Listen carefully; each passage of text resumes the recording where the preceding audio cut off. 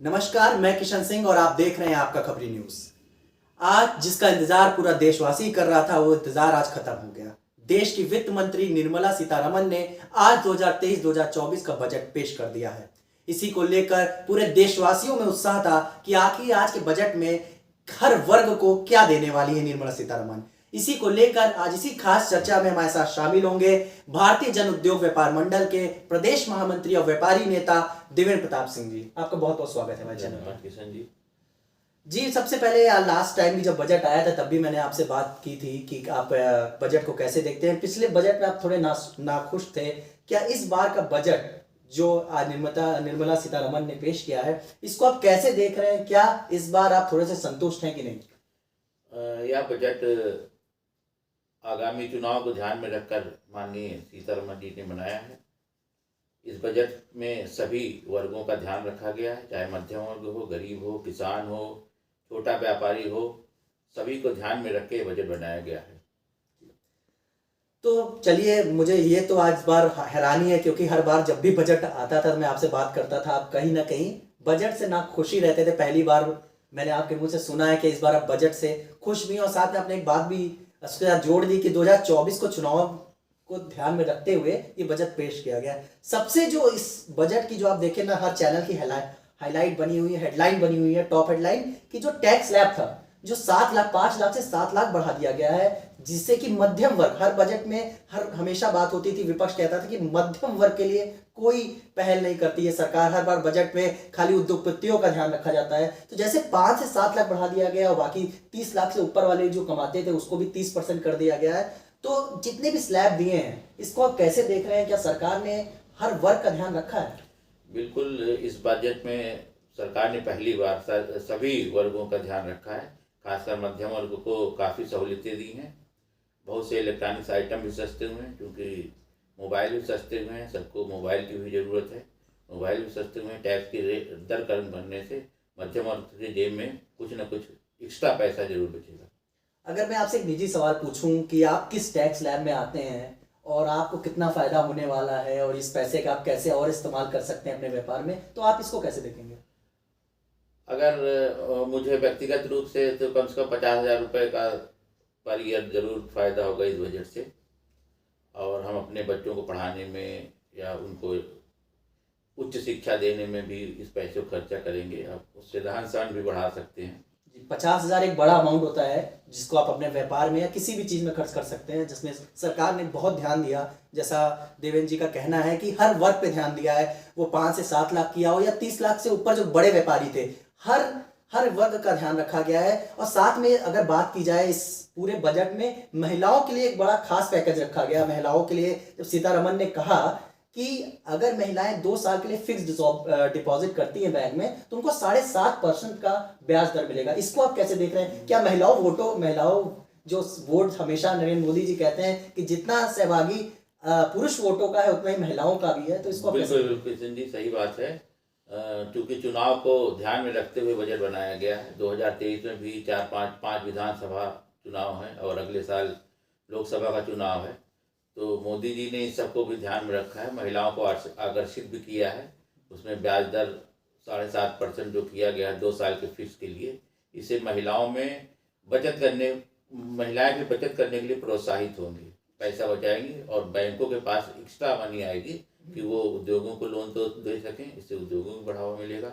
और MSME में भी उन्होंने ब्याज दर जो 1% घटाया है, छोटे उद्यमियों के लिए भी बहुत ही फायदा होगा। जैसे कि बात की जाती थी अभी पिछले साल का अगर जो बजट आया उस देखें या उससे पिछले साल का बजट देखें, ये मोदी 2.0 का ये जो आप कह सकते हैं कि आखिरी ये जो बजट था इसी में बहुत इंपॉर्टेंट बजट माना जा रहा था।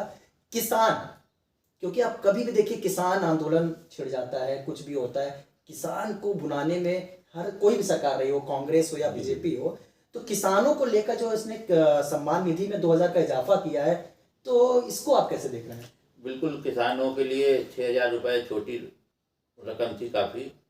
अगर 2,000 उसके लिए बढ़ाया है तो किसानों को काफ़ी फ़ायदा होगा।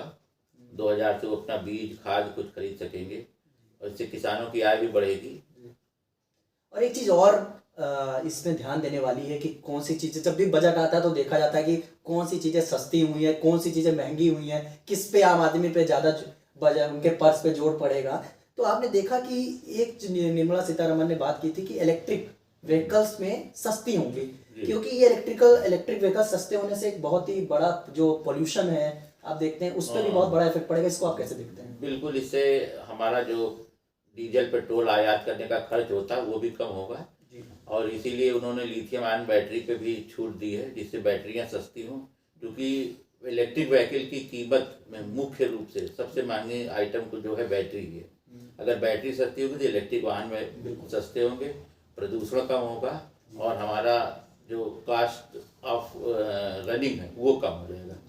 जहाँ इलेक्ट्रिक वाहन 1-2 रुपये पर किलोमीटर पे चलते हैं और पेट्रोल डीजल की अगर गाड़ियाँ लेते हैं तो 7-8 रुपये पर किलोमीटर हमारा खर्चा होता है। जी ठीक है, एक चीज़ और पूछना चाहूँगा, क्योंकि बजट कहीं ना कहीं चुनावों से लिंक रहता है और जब आखिरी बजट हो चुनाव से पहले तो बजट अपने आप ही बहुत महत्वपूर्ण हो जाता है किसी भी सरकार के लिए।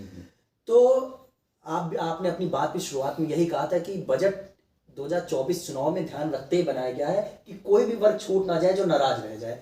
तो 2024 में बहुत सी चुनौतियां थी, क्या ये बजट जो पेश हुआ है क्या भाजपा के लिए कुछ चुनौतियां कम करेगा? आने वाली जो उनके सामने 2024 में कठिनाइयां थी वो क्या कुछ कम होने वाली इस बजट से? बिल्कुल, इसमें सभी चूंकि वर्गों का ध्यान रखा गया है और हम लोग की चूंकि आदत होती है कि हमको जो तुरंत क्या फ़ायदा हो रहा है उस पर भी उसी पर ज़्यादा ध्यान देते हैं। तो गवर्नमेंट ने इस सब चीज़ों को ध्यान में रखते हुए बजट पेश किया है, लेकिन रोजगार, डायरेक्ट रोजगार गवर्नमेंट देने के लिए ऐसा कोई कदम नहीं उठा रही है।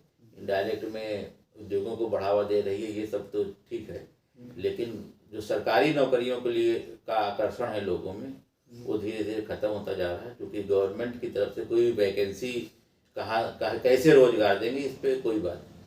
बहुत अहम मुद्दा उठा दिया है यहाँ पर देवेंद्र प्रताप सिंह जी ने कि डायरेक्ट रोजगार की बात नहीं हुई है, एमएसएमई के थ्रू सपोर्ट करना, स्टार्टअप के थ्रू सपोर्ट करना, पर जहां बात आती सरकारी नौकरी की, अगर वैकेंसी निकलती भी है तो उसमें वैकेंसी निकलती है तो पर उसमें नौकरी नहीं मिल पाती, सारी वैकेंसी जो निकलती है कोर्ट में चली जाती है। ये एक मुद्दा रहने वाला है इस चुनाव में, ये देखना होगा विपक्ष इस मुद्दे को कैसे उठाता है। एक आखिरी सवाल चलते चलते मैं पूछना चाहूंगा, इस पूरे बजट को आप 10 में से कितने नंबर देना चाहेंगे? बिल्कुल, अब की 10 में से 8 नंबर जरूर सरकार को मिलेगा और मुझे आशा है कि हो सकता है कुछ सरकारी नौकरियों पे भी मोदी सरकार ध्यान दे, और क्योंकि चुनावी वर्ष है तो निश्चित ही सरकार कुछ ना कुछ नौकरियां निकालेगी। मैं आपको एक चीज़ बताता चलूं कि पहली बार है पिछले 6 सालों में जब 5 नंबर से ऊपर नंबर दिए हैं बजट को, तो ये आप खुद जान सकते हैं कि बजट में इस बार का बजट का विपक्ष को भी ढूंढना पड़ेगा कैसे उसकी बुराई निकाले या कोई भी कमी निकाली जाए, क्योंकि कोई भी बजट 10 में 10 नहीं हो सकता। इसलिए और साथ में एक बात और जोड़ता चलूं कि सरकारी नौकरियां, इस पे भी सरकार को जोर देना होगा। अगर वो 2024 में तिबारा नरेंद्र मोदी अगर सत्ता संभालना चाहते हैं, भाजपा फिर से सरकार बनाना चाहती है, तो सरकारी नौकरियों पे भी जोर देना होगा। ये थी अहम हमारी चर्चा आज के बजट पे। हम फिर पेश होंगे किसी और मुद्दे पे, तब तक बने रहिए हमारे साथ और देखते रहिए आपका खबरी न्यूज़।